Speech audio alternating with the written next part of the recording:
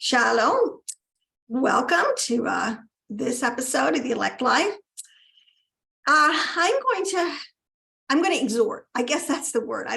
My teaching is such that I have something on my heart and I just got to share it. And I do think it's very timely. But there is a phrase used repeatedly, like a parabolic, you got to know it's parabolic, called the kiss of God in the Torah. Okay, and I want to talk about that word and lead into something, because actually I am just really sick of the stupidity. I mean, it's the dialogue of the stupid out there. I'm sorry. Not enough people are awake and doing due diligence. Okay, you got to get awake, but you have to. The Torah says, meditate deeply, study deeply to get down to the level of the mysteries of what's going on, so to speak, behind the scenes, so you can have true spiritual discernment. Because remember, our enemy is a liar and a deceiver, and he always wants us to make us see and think and hear something, that's not really there. Okay, there's a phrase, it's called the kiss. Oh, that one doesn't work. I should have known. Okay, let me just do this quick. Kiss of God. And you can see that you will also see that I have the letters up here, the Hebrew letters. It is my opinion now in my research, it's all about the letters. The letters don't lie. Let's go back to the Hebrew. Let's figure these out from the letters. We will get down to the truth. That's the truth. That is the truth of the matter. So it's very easy to learn these 22 biblical letters. Okay, but anyways, we're talking about the word kiss. It is 3 letters. It has a root. It's 3 letters. It's a noon. Okay, here. It's a noon. It's a shin. Okay, which is right here. I want to make sure you can see these. Okay, you can even learn. And then there is the kof right here. Kof. All right.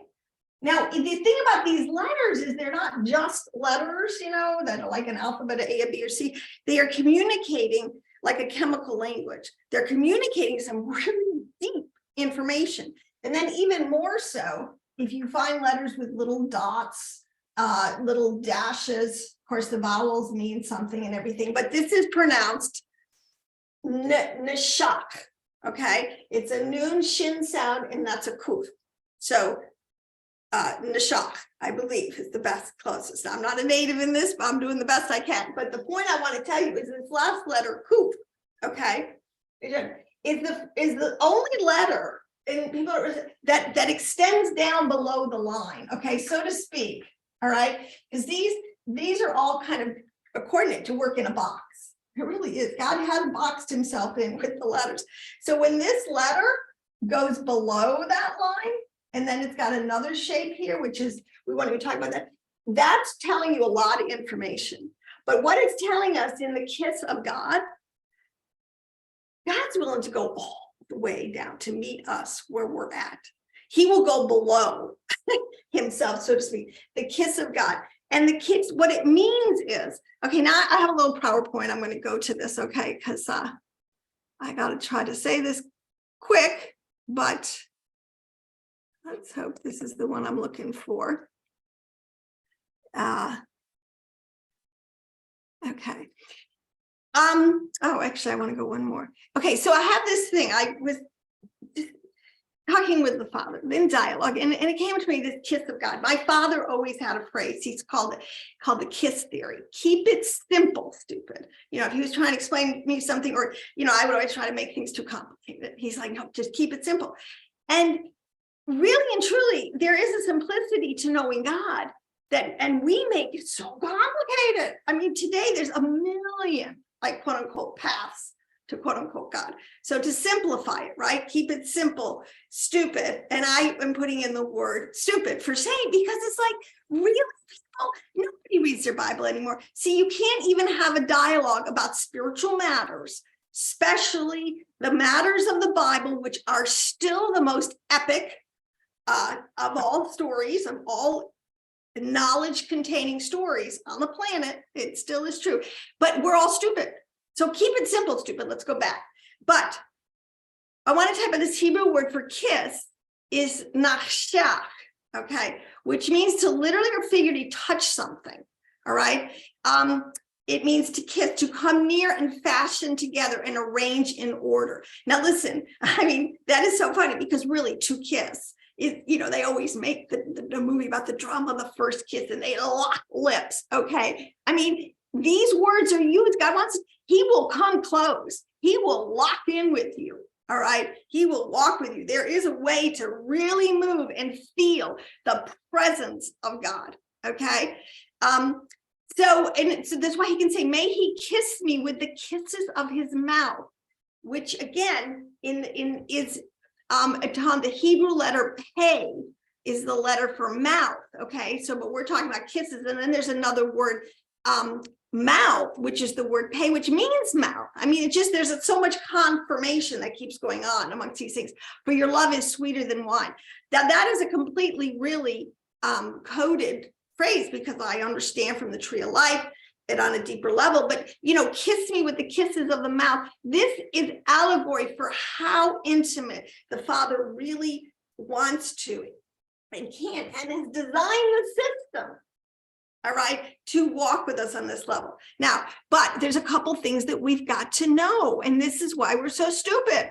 And the ancients really did know this, okay? And I say the ancients, people who wrote our Bible, the people of the storyline, you know, Abraham and Noah and Enoch and Noah and Moshe, okay? What the fundamental thing is we have to understand, and this is what secularists, and I'm done with them. You guys are you're so dangerous today because the ramifications, as the Bible always says, is going to get to a point. If you keep forcing your godless worldview on us, you know, we are all toast. Okay. So let me just say we are spiritual beings. And I wanted to, let's see if I could hide that taskbar or put it somewhere else. Yes, I can. Okay. We are spiritual beings having a physical experience. Okay. They want to just tell you that the soul today and the spirit is just something organic that, you know, of course it's organic. It touches materiality. It touches physicality. It manifests itself in physicality. So let's not play stupid. So there has to be a program. There has to be a way of the two programs to interface with each other, okay? But we ultimately are spiritual beings. We have a soul and we have what's known as a spirit. And in Hebrew, they are very specific. Again, if I could unpack every single word with their Hebrew letters and fill them with some of their most intricate and essential meanings, okay? But what's going on today? They are rewiring the hard drive. They are rewiring it. We are the most sophisticated intelligence on the planet, okay? But there's this radical rewiring going on. So we are changing. It's electromagnetic. And the Torah talks in this language if we had the keys to the kingdom, which is what Yeshua taught his whole level of disciples, which actually, truth be told, let's get it all out there, is the secret knowledge of Yeshua, is this language. It's all been kept in the Zohar. It's all been kept in the Old Torah. It's all been kept in plain sight, right in front of both Jews and Christians. But they would rather shoot the messenger, whatever. But it is a very, very scientifically precise understanding of all the dimensions, body, soul, and spirit, to the high heavens, to things that are under the earth, and what that all means. Okay, but let's just keep moving here because I wanted to say on this. Now, this is what science is proving, okay? The heavens is an electromagnetic supercomputer for sorting, restoring, and storing all energy transferences. Now think about that. Everything is energy. It's just shape-shifting. Sometimes it takes millions of years, people, for that to shape-shift into, or in a split second. But either way, it is wired for change, and everything is energy. All right. Now, this is what science is saying, and this is what the Torah, when you understand it on how knowledge has been encrypted, into it, this is what it will tell us, okay? So we can correctly sort and restore and store. And believe me, we'll have the whole system down with what the angels are recording. This is what's going on, okay? Those angels are not some little cherub sitting on a shelf, let me tell you. This is getting to my final point. But in the cloud, and everything is stored in the cloud. Everything is archetype. If we take our information, our knowledge creation, our bodies of knowledge, or whatever, our pictures, put them in the cloud, we are storing them in the heavens. Modern way of saying it is stored in the Akashic records, which is a profane I use because it's the common more way. It doesn't come through the Torah understanding with that name, that word, but it is the same thing, which is the Sefirot of Bina. And when you understand these 10 basically large categories that has already been predetermined, you can't change it. The Father's already revealed himself as in the Sefirot of Bina. He has revealed himself, which is the feminine aspect of the persona of God. What did you think? God didn't have a female personification? Like, hello? I mean, it takes male and female to, stop being stupid. And when you stop being stupid, you stop being afraid because you learn how to think. You learn how to read a body of information and you learn how to discern it, okay? Now, what's interesting, why we have this problem now where all of us are being rewired, so to speak, in our thinking, emotionally, and in our physicality. But at the same time, our generation stands at the very threshold of a redemption. And you don't even put it in the religious terms. The science is telling us that it can give us a millennial reign. It can make us all healthy and live forever. This is the promise of science. Okay. So, and we're getting close. We're on that threshold. If we only knew how to spread the wisdom of the hidden knowledge of this wisdom into the masses. Okay. And this is by the Baal HaShalom, who is the Rabbi Halevi Ashlag. He is one of the greatest Kabbalistic teachers in the earth in the last 100 years. Okay. I don't think Rabbi Ashlag that, right. So he is very been instrumental in getting this knowledge out there. And it's a universal language. It's a way for people to understand God in a universal way. And it's a way that is completely logical, verifiable, repeatable, and dependable. Okay. Now, I want to say the greatest change of this of all is that in this century, Kabbalist state that studying Kabbalah is not only, is not only available, but is a must. Basically what that, and I can't see it. I don't know if you can see it on the screen. It's basically that Kabbalah, which once was hidden and saved for just the elites. It was saved for very smart people who could study at that level. Okay. But today it's for everybody and it's at the fingertips because it's on the computer. It's all online. You can do it all. It's just how much commitment do you have? So let me go to a next slide here. Because what we're studying, and it's going to get so irrefutable. This is the point. This is my question.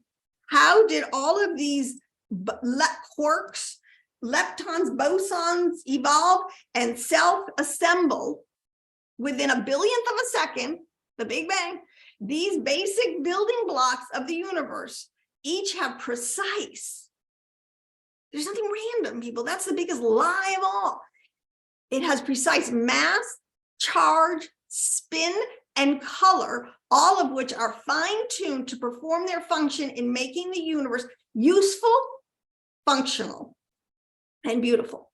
They also have a dual personality, primarily a wave, but can also exist as particles. This is the biggest mystery that they run into, that is it a particle, is it a wave in quantum physics? And the point is, it's both.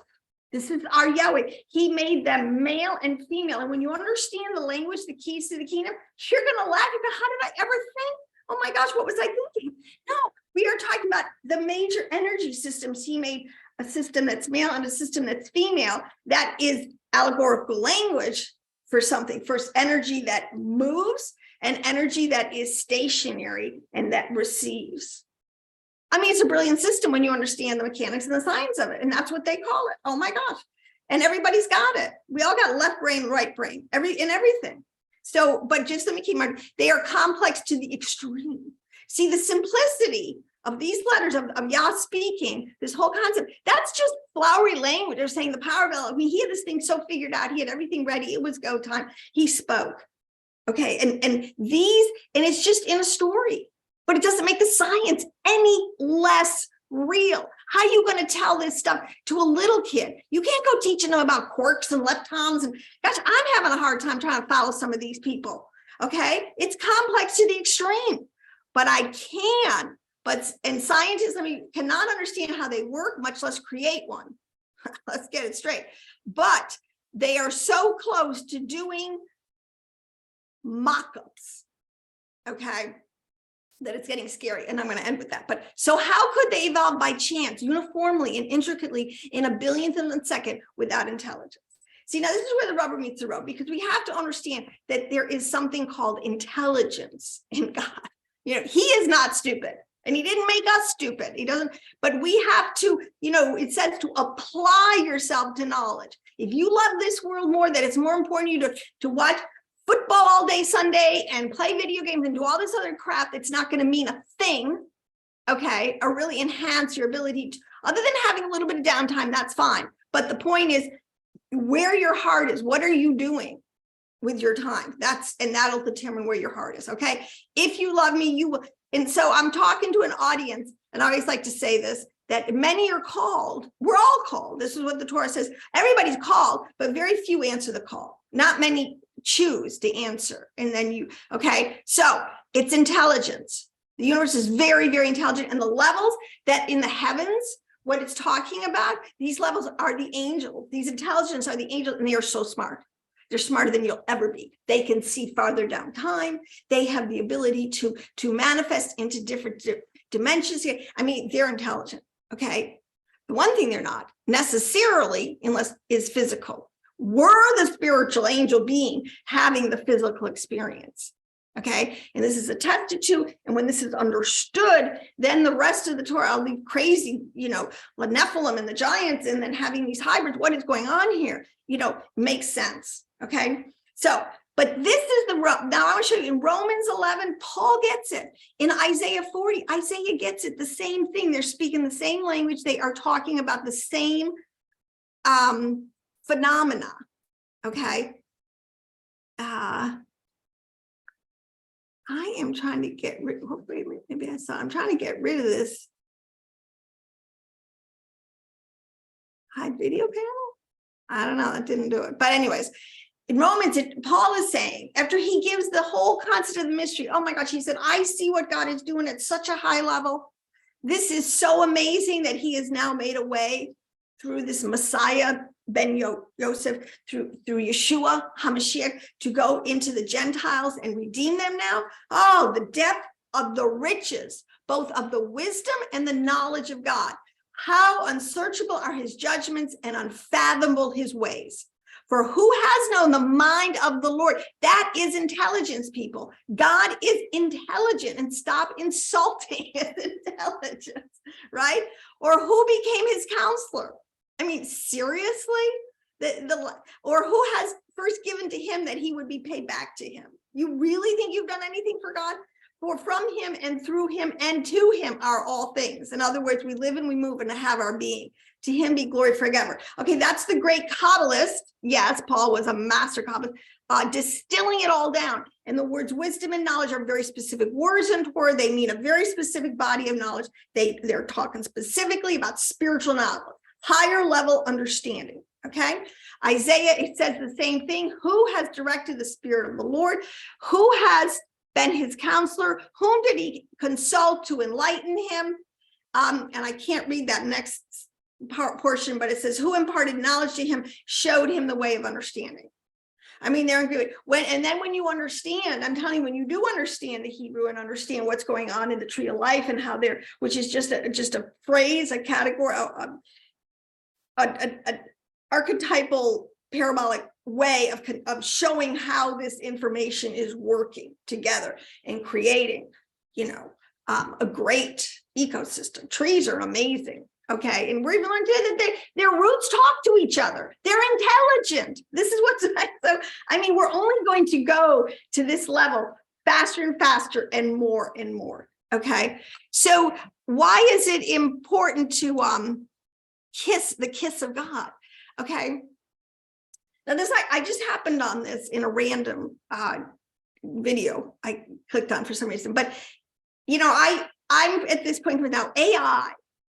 Artificial intelligence from the left side, and I mean spiritually, the other side, the wicked, the way they are going to try to implement it's a covering, it's a veil, it's over us and make us live in this AI world. And in this AI world is absolutely merciless because there's only one narrative, you know, gatekeepers, one way in, one way out. You ever try to argue with a bot?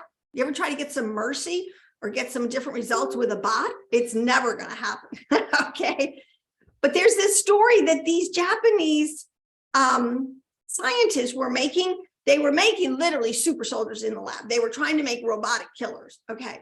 Well, what happened was at some point, the robots became I think with the word self-existent, and they started shooting at the scientists, and they murdered 29 scientists. Must have been a huge, you know, military kind of thing going on here, okay? But the point is, with the 4 robots, they were able to totally disassemble 2 of them and rip them apart and kind of disconnect them all before they did more damage. One of them, I forget the third, you know, it took a little more time, but the 4th one, they were never able to totally dismantle. And they found out later that it had actually had the intelligence to connect itself to the cloud, to intelligent programs or resources to how to retool itself, because it can remake it to be stronger than its adversaries, to be able to kill the man again after get reassembled itself. We could get back to the point. I mean, is that nuts or what? And this is, now, I don't know if this is verifiable. It looks pretty legit to me. I have no way of proving it, but there's not any way that this cannot be close to truth. And what the dark ops are doing and what they're doing, are making these super soldiers. And this really fits with Bible prophecy and stuff. But the point is, you've got 2 intelligences that are vying for your attention right now, people. I can't say it any plainer. All right. Either you get the mind of God and you understand and become aware of the big picture and what taking, quote unquote, this concept of this mark of the beast, which is just a lower level intelligence, okay, which is going to actually hook you up to a grid. I mean, it's going to be pretty crazy. Okay. Or are you going to stick with what you know now to be true? You got to decide. So yeah, I think that having this concept, like, we can go back to keep it simple, stupid. All right. Because really and truly, we are at a deficit because for too many generations, about 3 generations, we have not, I know it's offensive to people, but this is the truth, been reading our Bible so that we are literate enough for me to explain the deep things to you on a level that you can go quickly from idea to idea, or person to person, archetype to archetype, to have an intelligent conversation to quickly get you up to speed. That's what it means. It means you're going to be caught without oil in your lamp. You're going to get caught with your pants down, bottom line, all right? And you're going to need to be able to function on the kiss of God, that yes, he is near and he is there and he wants to have this intimate relationship with you, okay? So, hey, enough said. Enjoy your day. Shabbat shalom, and I will see you in the next video.